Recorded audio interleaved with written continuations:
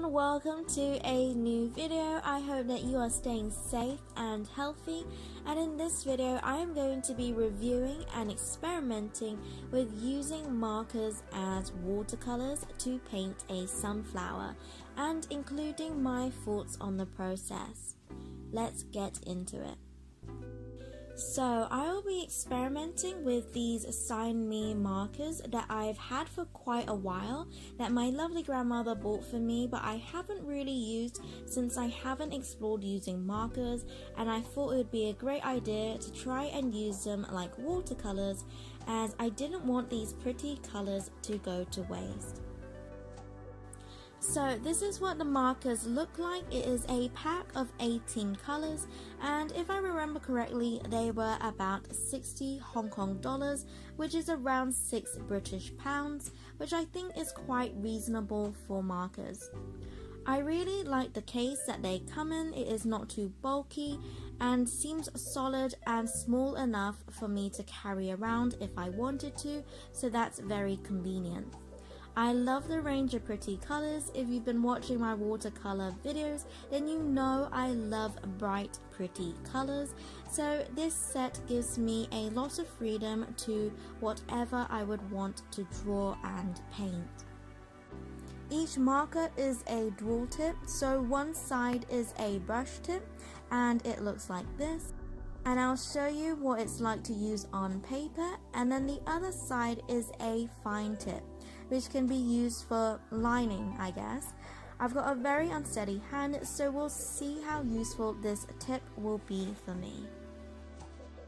I will also say that these are aquarelle brush pens.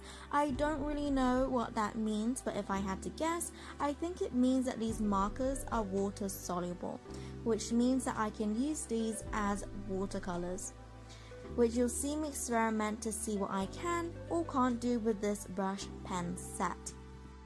Since I have no clue on what aquarelle brush pens or markers can do, it made sense that I do some swatches and run a few tests, so that I know exactly what I can do with these markers to make a drawing or painting work, to see the different effects that I like that can be achieved with these markers. So the first thing that I did was to do a simple swatch of each of the colors, as they do appear quite different to the color of the lids on some of the markers. So this will be helpful when I am coloring in directly onto the paper or mixing colors together.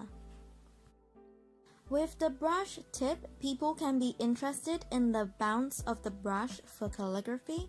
I haven't tried calligraphy much either, so I tried and struggled to write with the brush tip, so you can see how thick I can make the lines. I will say that the brush is not extremely flexible when I am trying to adjust the pressure from doing the down and up strokes. I can't seamlessly do that and create smooth transitions and curvy strokes, but that could also be down to my poor calligraphy experience as well. I will say that the tip can create really fine lines, and if I needed to make thicker lines, I can also do that. I just personally think that the brush nib isn't very flexible, so I can't really transition very smoothly from thick to thinner lines.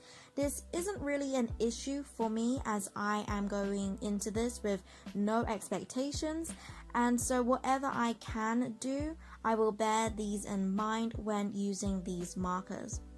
Also, having this page where it's all laid out will be really useful for me to refer back to. Next is the fine tip. Now, this is very straightforward. It is a fine tip. It makes fine lines. It can be used to write with, so I think that this would be quite nice for line work, writing fine details, so that's all good. Then I proceeded to write all the little techniques and or experiments I wanted to test out, seeing if I can blend when the page is wet, like I can with watercolors. Can I blend at all? Can I mix colors? Can I overlap colors with wet and dry, and so forth. Okay, so while you watch me carry out each little experiment, I'll tell you what I thought worked well and what didn't. Dipping the brush in water and then onto the page, I didn't see much of a difference other than that it was slightly lighter when I first placed it on the page, but this is very subtle and hard to achieve a consistent look, and so this wouldn't really help me out.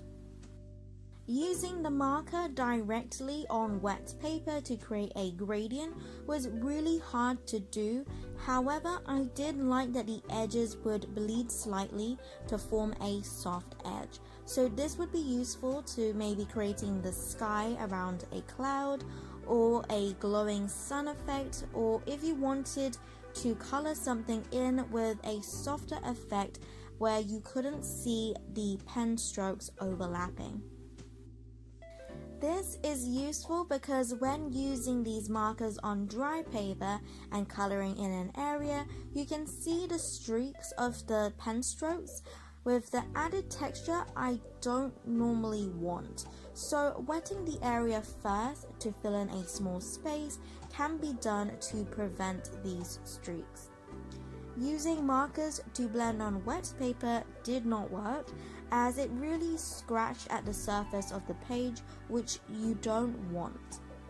Also, with water-soluble markers, you can't blend them on dry paper either. But what you can do is use them like watercolors to blend, and that is amazing to know, as this means that I will have a lot more space to create. Blending and mixing colors are possible, which I will show you in a bit. Lifting color with water is possible, but the pen that you put down will be visible, and that is not something that I would normally want. A wet brush pen placed on wet paper does create a nice separation of the ink, bringing out more pretty colors. But this is unpredictable, which can be used in a painting, but generally hard to use. Then I experimented with wetting the page, adding the markers, and then adding salt. And this turned out much better than I expected, and you'll see me use this technique for the sunflower. Okay, so this is the fun part, using the markers as watercolors. So to do this, you take your marker, you draw on something plastic, or you can use your painting palette to mix and use the ink from the marker. I'm just using this plastic cover that was a packaging for my brushes. Once I got a good amount of ink, then I can use it like watercolor. So, wetting my brush, getting the ink on my brush, and painting with it, and it really works well. Of course, it won't be as smooth as watercolors, but this way of using markers means that you can create gradients, you can mix the ink from the markers, create new colors, blend the existing ink together, and it works like a dream. I really like this way of painting, as these pretty bold colors are not colors that I can mix easily with my watercolors. So this makes it easy to get those colors easily on the palette and then onto the paper. There is another con, and that is that using the markers this way and applying more ink to your palette can be more time consuming than if you did it with watercolors. Also, getting smooth blends is possible, but takes more going back and forth to smooth it out, which you wouldn't have to do as much with watercolors. So this is something else to bear in mind. However, I must say that from my experience, using markers in this way was a lot more effective as a watercolor than cheap watercolor pencils and a cheap watercolor painting set. So if you are a beginner with watercolors, you like writing and drawing with markers and would like to get into watercolor painting, this could be an alternative for you if you can't afford a decent watercolor set. So, overall, can you use these as watercolors? Yes, you can. It may be more time consuming, a more tedious process, but yes, you can. So you are able to mix colors, blend them just as you would with watercolors. I personally don't mind having to whip out a pen again to add more ink on my palette, as it means I'm less likely to waste the ink and I can leave it there to use for another time. These markers are very saturated, they have a good range of pretty colors, you can color with them straight onto paper, but you may see some streaks from where the brush strokes overlap, but this is less noticeable with the lighter colors. If you wanted to avoid the streaks, then you can wet the page first, which will give you a softer but flat patch of color. Blending and overlapping colors don't work too well when you do it on dry paper without having streaks, but this can be useful to you or it could be a negative. Overall, I really like these markers and I think you can be creative to work around the minor hiccups of using these markers. I think the pros definitely outweigh the cons and I'm quite happy to paint with these markers, even if it would take a little bit longer than it would if I used watercolors. Okay, that is the review part of this video done. Now I'm going to try and use these markers, taking the positives of the markers to create a painting/drawing. So I drew the outline of the sunflower. I'm not going to go into too much detail of how I drew it because I want to focus on the marker side of things. So for the background, I wet the area I was working on and had placed the light blue ink on my palette already and added the ink as I went along.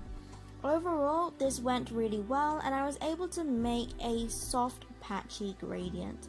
For the petals, I wanted this to be bold, so I filled this in directly coloring in with the markers, and it was really easy to fill in the areas with the brush tip.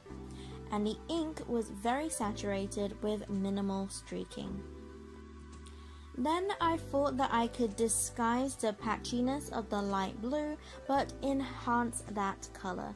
So I did the same thing but used another color that was similar, which was the turquoise, but adding salt directly on it. I did this so that as the salt soaks up the ink in patches, you'll be able to see the blue underneath, and to make the uneven salt effect to make it more interesting and fun, while making the background more bright and saturated.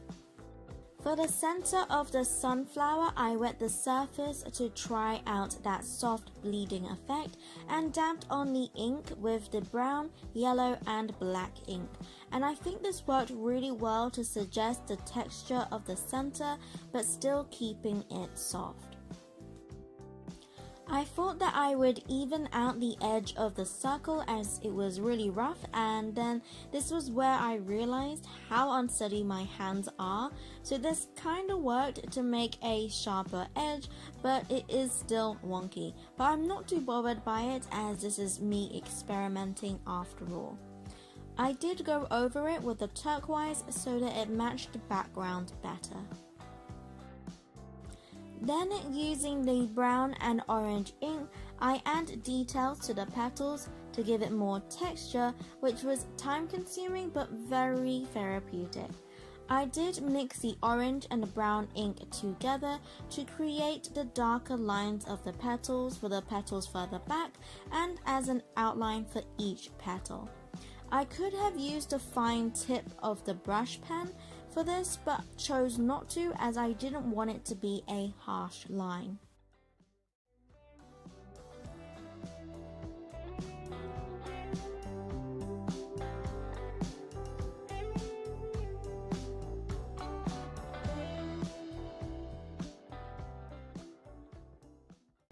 And that is my sunflower using Signme markers done. Thank you so much for watching this review of these Signme markers and this sunflower painting. Don't forget to like and subscribe to watch me do more paintings using these markers, drawing portraits and other watercolor tutorials. And as always, God bless and I'll see you later.